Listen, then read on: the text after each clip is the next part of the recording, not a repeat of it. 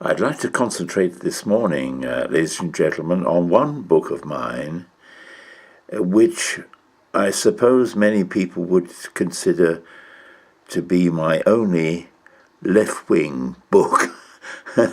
Most of the others, a lot of people think are a little, not racist, but it's a bit right-wing.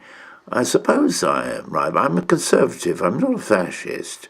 Never have been a fascist, despite the fact that occasionally I like doing the Nazi salute just for fun, just to stir people up a little bit, because I'm so old. I do remember as a tiny little boy the Second World War,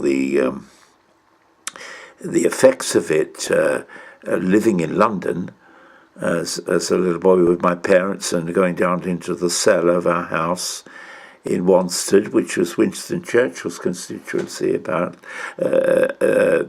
apparently, but was after the war anyway. Wanstead, Woodford and Epping, and we lived in Wanstead, and we had bombs dropping all around us, even there, this leafy little suburb. But I remember going down to the cellar as the bombing increased and intensified, and hearing the voice of Hitler on the wireless, which we called the wireless in those days, terrifying, absolutely outrageous, hysterical voice he had, and I was sort of obviously very worried about this, and my father came up from the stairs to meet me at the top of the stairs, and he had fought in the First World War in Gallipoli, actually killed Turks with his bayonet. So he was a pretty experienced gentleman. And he was very calm. He said, "Oh, don't worry, Tony, he's mad. We'll win. So America's coming in soon to help us." And so that calmed me considerably.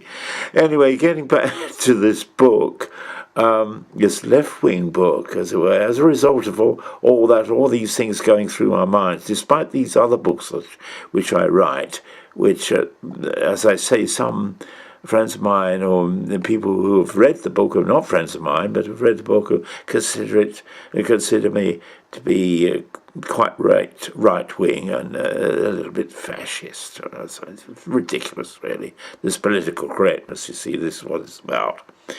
I wrote this book called Now or Never.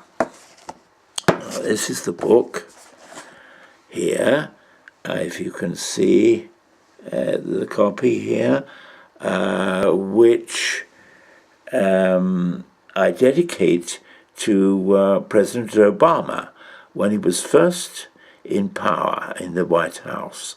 And I think even before he'd appointed Hillary Clinton as his Secretary of State, I had a feeling he would do so to mollify her disappointment, perhaps, a little, and use her experience, too, as the previous First Lady, to help his administration, to serve in his administration. He did so, and I put this in the book, and all goes well with him and her, and the administration is very successful in bringing on board Osama Bin Laden. Instead of killing the man, which he did in practice, he actually does a deal with him to stop his terrorism, right? In return for which America would come out